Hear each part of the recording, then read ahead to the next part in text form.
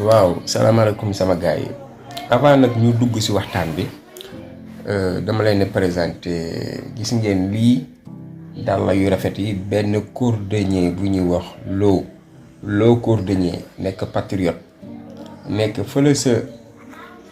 Médina Tilène di ko defar foofu macha allah moo ne ren daal mbay ma ndaw man maa koy jox daal la mu jël daal yi may ma ko ngir jëm ni Ousmane Sonko mi ñu bokk ndeysaan mu ngi nii macha allah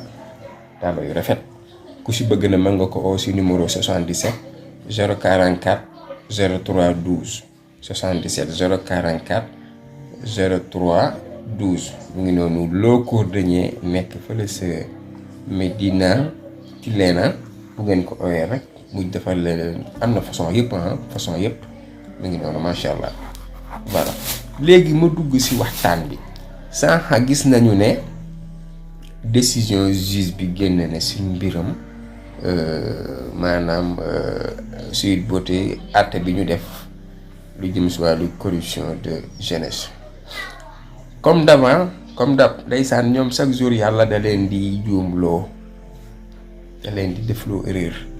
waaye li Sonko wax rek démb nee na ngeen tabaski ci jàmm te ngeen xappi waaw xappi leen lii génne nii ba leen si bàyyi xel ba leen si sax débat nopp leen garaaw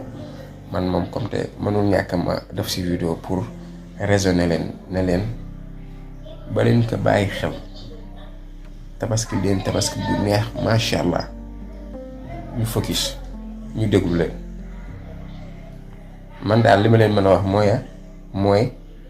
laahu buur bi juri jalaali wal ikram mu ngi nii téye dossier bi nii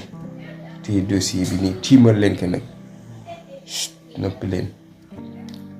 ay waxtu yu néew moo si des ay waxtu